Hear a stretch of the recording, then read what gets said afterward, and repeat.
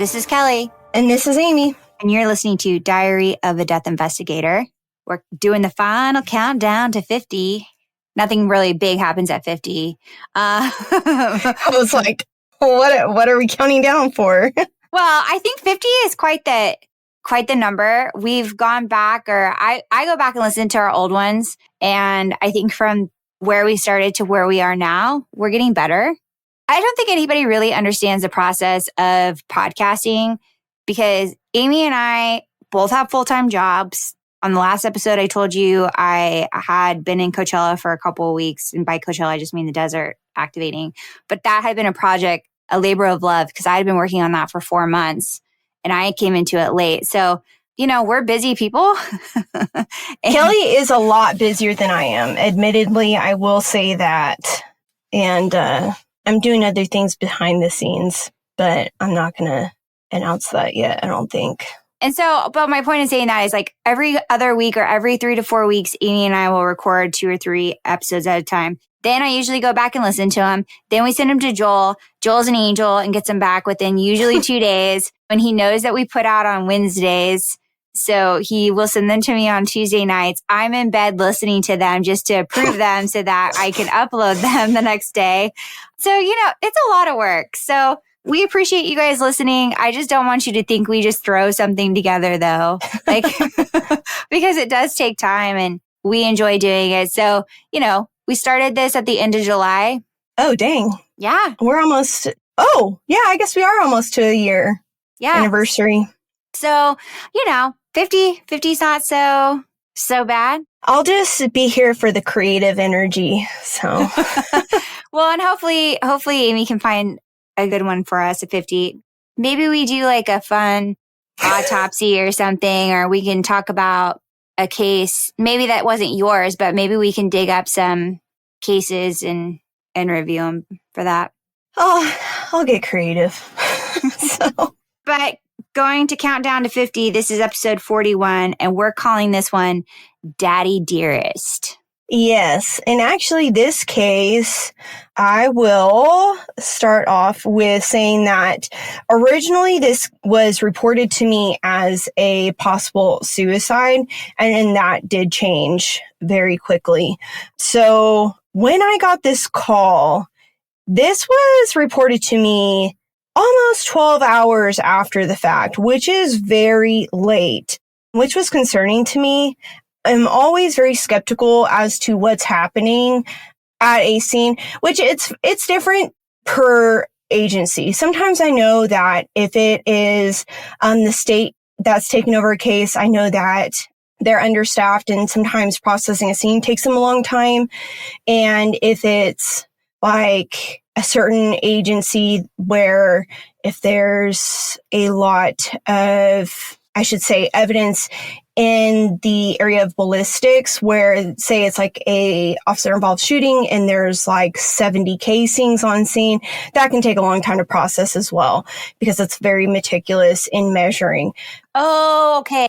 Sorry. I don't want to break your train of thought, but you said so 12 hours after. So you're saying you got the call 12 hours after and law enforcement got there? Yes. So after she was pronounced deceased at the scene is when I got the call. So officers have been on the scene for 12 hours. And I'm like, what have you been doing all this time? Because this body has just been on the scene this whole time for 12 hours, which is concerning to me. Because really, if this is a suspicious death, you can be contaminating evidence on this person. And honestly, we probably could have been done with the autopsy that day and gotten her back out to her family. But regardless, that was just one of these cases.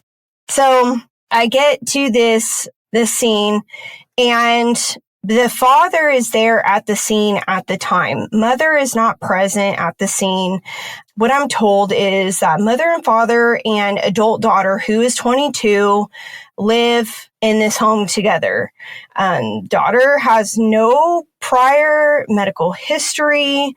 She was stated to have gone out the night prior on a date and apparently the date had gone really well. She had texted her date when she had gotten home and said that she looked forward to seeing him again, and I guess that everything had gone well. So then I guess her and her father had gotten into an argument, and she goes into the kitchen as per stated by the father, and he's not sure what she's doing. He walks into the kitchen and finds her over the stove with a gun pointed to her head. And they start struggling over the gun, and the gun goes off. So then apparently this is his story.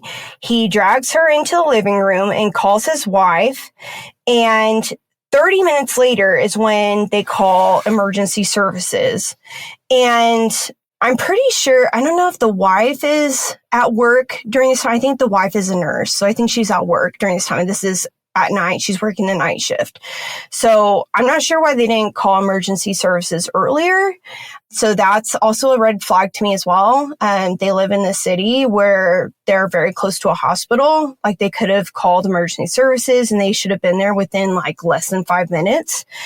So when emergency services arrive, they don't even have to put any leads or anything on her. As far as, to find a heart rate, she's pronounced deceased by the time they get there. One thing that becomes evident to law enforcement when they're doing a background check on the father is that the father has had charges pressed against him by the daughter for molestation. Oh. Yeah, disgusting. Apparently, when this happened, the father had been intoxicated, and so, which isn't an excuse ever, which is almost makes it worse. So I guess this night, or whenever this happened, he had been drinking and she came home, and that's why they had started arguing. And so, why is she even living in this house? And why is this mother allowing her to live in this house? I understand she's probably desperate and that's a really unfair position to be in. But as a parent, that mother obviously sounds responsible. A nurse makes pretty good money. So why is she with him? Yeah. Why is she even with him still?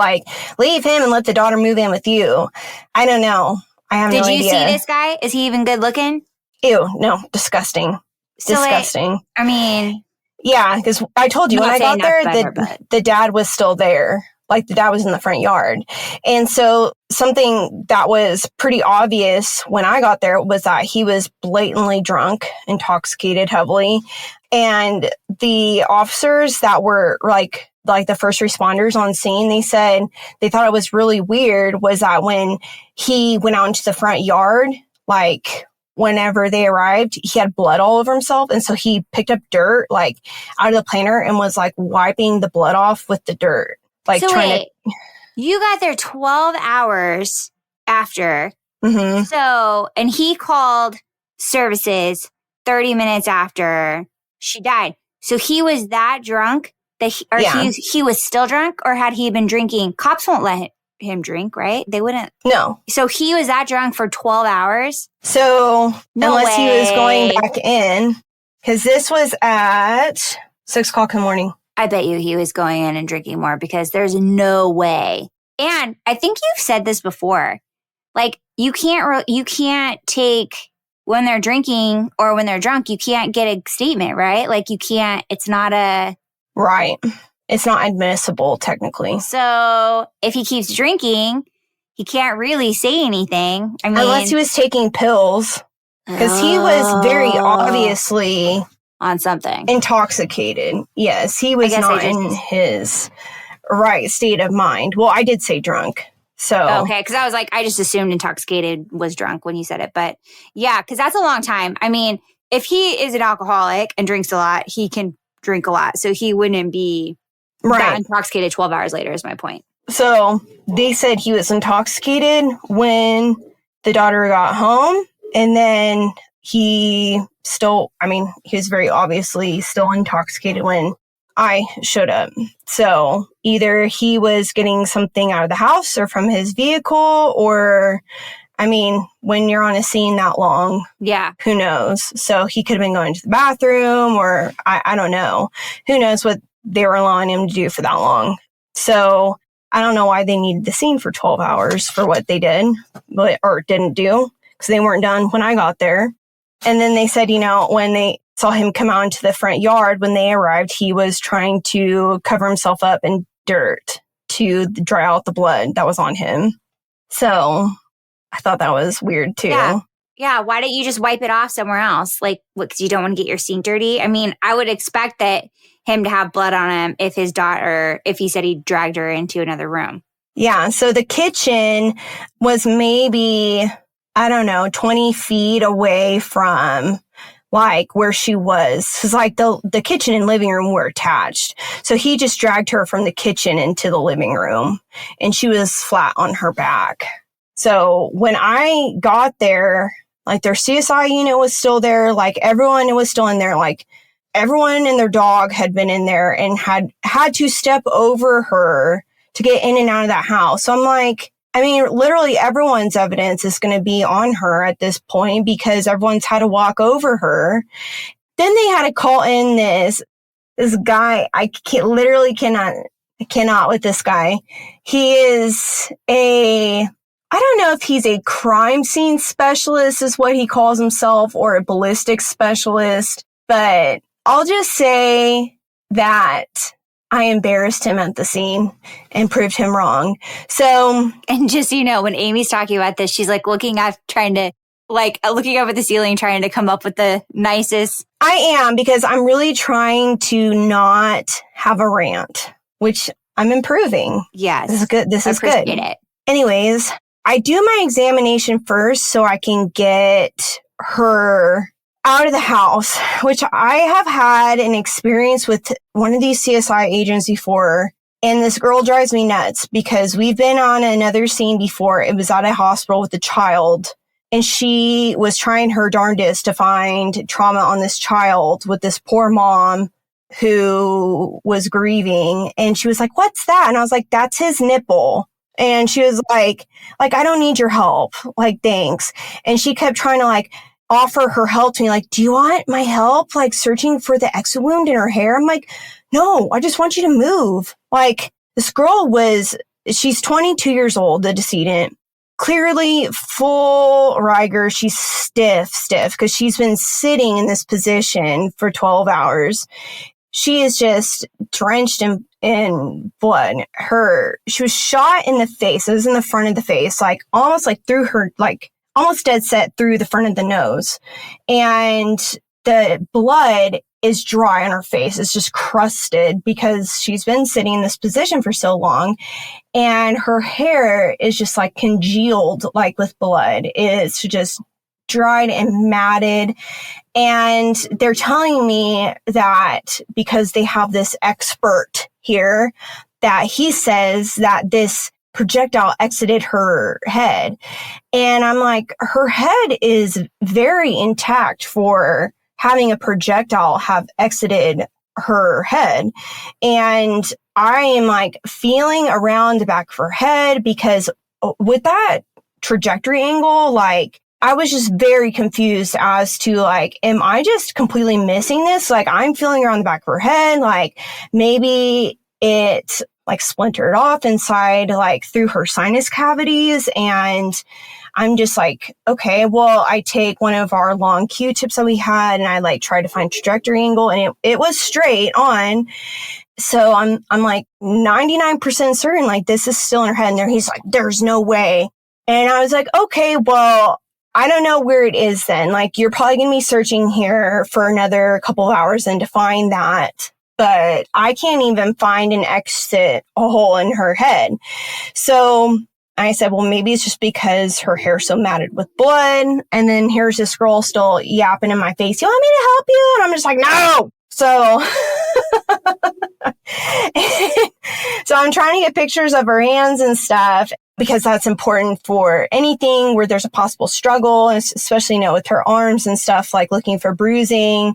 And I get her loaded up into the transport van, and then we get her sent on her way.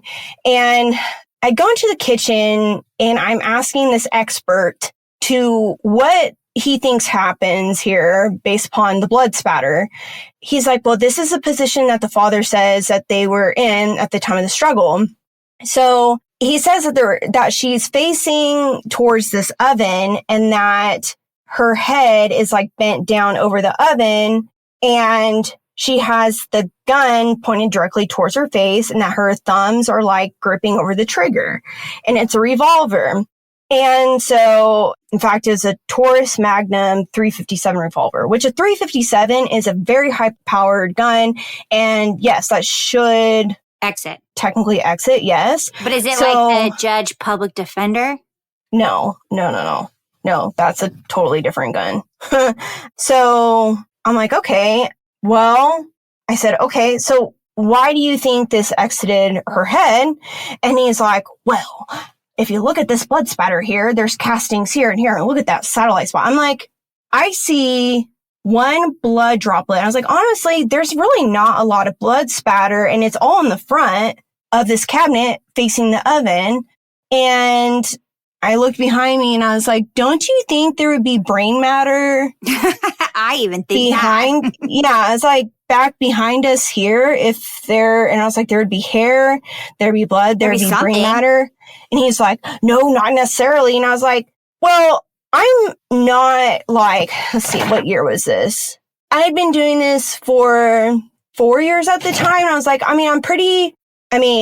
been doing this for a couple of years now, but I do a lot of gunshot cases. And I was like, usually ones that exit, they're going to take something with it. And if it's that big of a projectile, there's going to be some damage. And like, he did not want to listen. And I'm like, that's fine. So I'm like walking through and I was like, are we sure that it's that gun? And they're like, yes, there's a spent casing that's still in the cartridge. And I was like, well, that doesn't mean anything because there's like 5 other guns in here. Did you guys check any of these other guns that are literally sitting in this living room? Like, this guy just had guns literally just sitting on, like, one was like on the coffee table, one was on a shelf. Like, there's a shotgun that's like over their fireplace. So I'm like, did you guys even check these? Did you even like open these to look and see? No, they didn't. So I did though, but I'm just sticking with what they have here. So I did the 357 and I also made sure, I said, hey, called my morgue people, said, hey, I have a body coming in right now. Would you do me a favor and just make sure that you x-ray her as soon as she comes in? I really want to know if there's a projectile in her head. That would be fantastic. Thanks. So I'm still on the scene here at this time. And I'm like taking pictures of everything, still like on the scene and asking them questions. And then the body shows up at the morgue and they do an x-ray. And you know what they find? They found a projectile in her head. And then I made sure to show everybody working at that scene that there's a projectile. And I just said it, oh, hey, you know what? The body just got to the morgue and I had them x-ray her just to make sure. And they found the projectile in her head. So I just thought you guys should know. It'd probably save you some time searching. And what did he say? Nothing. So anyways, we ended up doing the autopsy on her, and what they found was very interesting, which if this was actually her shooting herself, it would have been in a closer range pattern where it could have exited. But when they cleaned off her face, yes, you probably know where this is going because we've talked about this before. When we cleaned all the blood off of her face, it was crazy. The stippling pattern that we saw on her face was... What does that mean? So stippling is the pattern from the unburnt gunpowder, which causes abrasions on the face. Okay. Or on the skin. Okay. So we've talked about this before, and it basically shows how far away the gun is at the time that it goes off. So this was just like so remarkable, like on her face. Like we all were just like, holy crap. Like, I don't know how, like, you could even say that, because, like, just even if she would not have been able to have control of that revolver within that range, but to be, like, even, like, dead center. So the spray pattern on her face, just to be dead center, it was just this perfect circular pattern across her face. And it was almost like this purplish red. Because remember, it's not burnt powder. It's the abrasive, like scratching of the skin. So that's where they were like, yeah, there's no way that like she could have shot herself from this. This is like suspicious. Yeah, even at arm's length, if she were, right? That's what you're trying to say? Mm-hmm. Yeah. So they like brought the dad in for more questioning is like, one, because of like prior accusations against him, like two, the way he was acting on scene, three, the story is like super weird. Anytime like you say that you are fighting over like a gun. And also I think that he was covering up like his arms with dirt to get the gunpowder off of his hands and arms. So they didn't even test his hands for a gun? No. Is that something that would be pretty typical? Like, would you, in case, because you don't know? If you are fighting over a gun and a gun goes off within the vicinity of you, like that's something that they would do. So they should have done it. Especially if he has that many guns, he's very familiar with how guns work and like the function of them and how gunpowder works. So also a very good shot for somebody who's intoxicated. Yeah. Well, if you're in a close enough range, and the kitchen was very small, I'm trying to think what maybe the space between the oven. So it's like the oven stovetop where the counter was like maybe a 5-foot like space there. And so that was kind of like the range of where they had been fighting at. So yeah, there was just a lot of things that just didn't add up there. And especially with him waiting 30 minutes before they called like emergency services, called the wife first. Yeah, all these different things. So and did anybody question the wife? I don't remember anything with the wife. I'm sure that there's information out there, but she's probably cuckoo too. Well, could you just imagine all the stuff that she's, put up with just living with him and all of his crazy stuff? So, yeah. So he ends up getting arrested. Like, he's charged with, like, her homicide. And I knew that he was trying to appeal it. And that's the last thing I heard of that. But do they know why he did it? I don't know. I don't know if he was maybe trying to do something to her and maybe she was trying to fight him off, or I don't know. I'm not sure. It sounds like he was prepared to do something with 5 guns in the living room, like just random guns. Unless he thought he was trying to throw you off by having all the guns in there, you know, like, oh, she just happened to pick up a gun and... Yeah, I don't know if he was trying to say that she was like depressed prior or whatever, but like everything else that like the mom had said was, I think she was actually going to school for something in the medical field as well. And with her just going on like a date and the date going really well. So there's like no reason for her to have been upset enough to like try to like kill herself, unless they were saying like she was trying to like shoot him. But I don't know. Poor date too.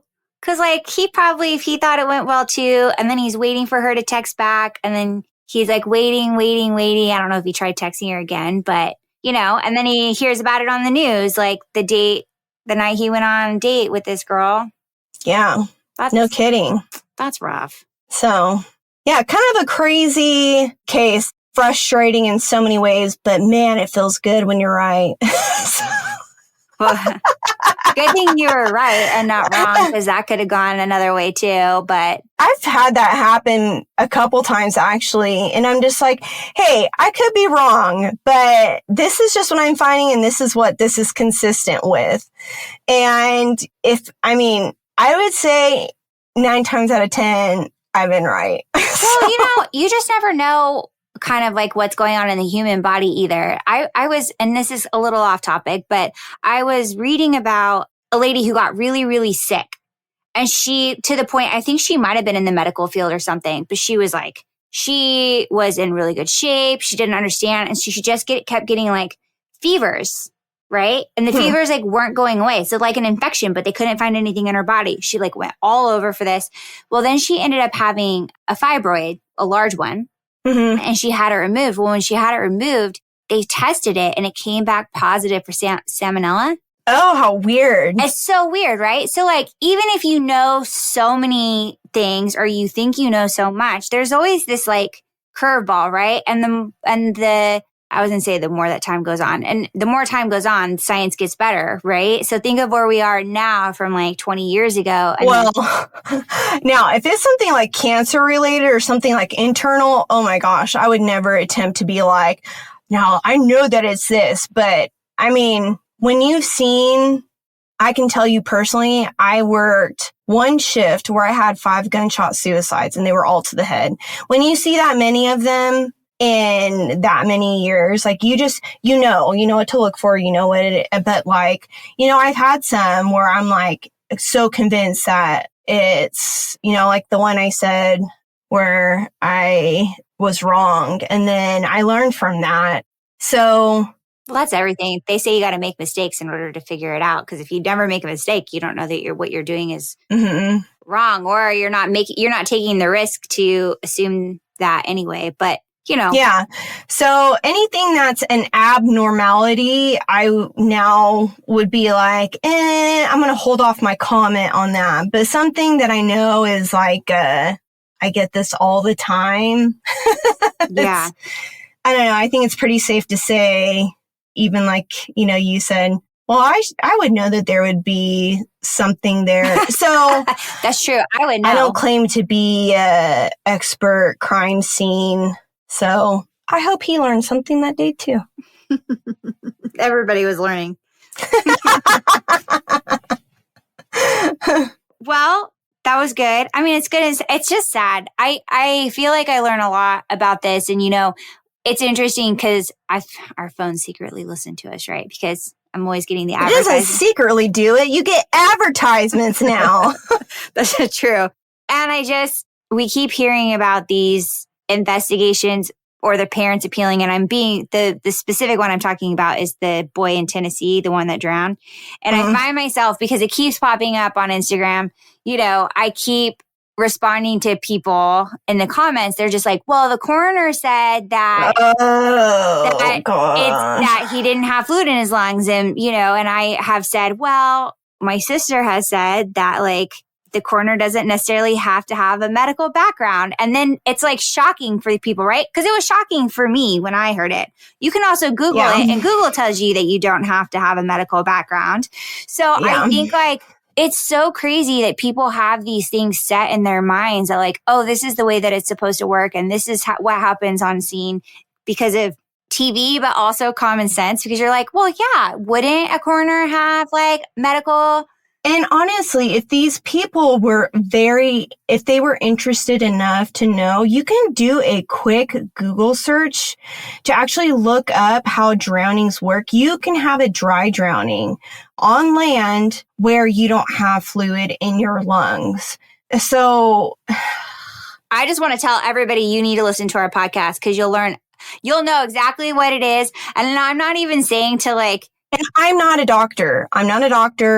But I just, from years and honestly listening to my own doctors and watching like literally thousands of autopsies, like you learn so much just from listening and watching doctors and doing your own research. Because if I was ever curious to know something that I did not know, like how many cases of natural deaths that I got, like, it was very typical of us to have in one shift of 24 hours of being on call, 20 to 25 calls, where the majority of those would be natural deaths. And some of those things you would never have heard of in your life.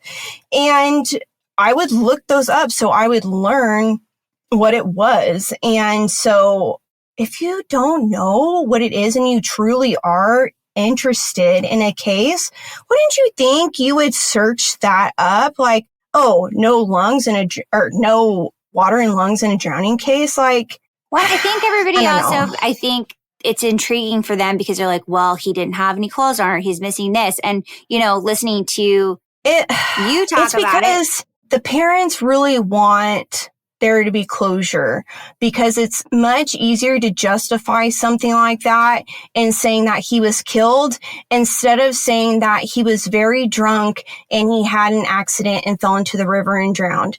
That is much easier for them to say it wasn't his fault. And that sounds really terrible.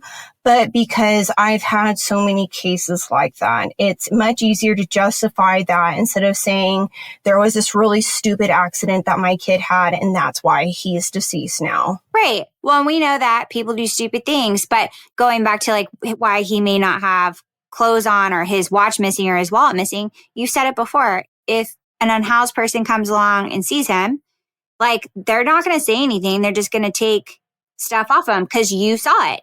They will have other people report deaths for them, like if they find someone dead, because they just don't want to like deal with the police, which I completely understand because they're associated with criminal activity, sometimes. So it's like they just don't want to deal with the police. And so a lot of times, like when I've dealt with drowning victims that were floating in a river or something, like specifically I can think of one, and I said, well, who reported this? Like who saw? And they said, well, originally it was a homeless person that lives down here that asked somebody to go up and make the call to us because they just didn't want to report it themselves. I'm like, oh, okay. Like, and to me, that's not suspicious because where else are they live under these overpasses, which is right under a river or whatever, so I don't know. To me, that's normal. Right. So you might catch me in the comments of entertainment tonight or... I'm just glad you don't post me in those anymore. I'm like, I don't want to respond to this. Like 5-paragraph long things. I'm like, I actually have to like think of educated answers. I'm like... You're like, just listen to our podcast. Yeah, pretty much. I'm like, I just talked about this ad nauseum. Like, but if you do have any topics or questions that you want to ask Amy, even if it's on this, and she will write a paragraph for you, or we can talk about it on the podcast, you can email us at kelly@diaryofadeathinvestigator.com, or you can message us on our Instagram page, Diary of a Death Investigator. Sorry, Stevie's been super active I don't know if Joel's going to be able to get her out, but she's awake and there she goes. I know. She's probably barking at the neighbors. So this is the way I live. Keeping everybody safe. Keeping everyone safe. That's her job. All right, guys. Until next time. Bye.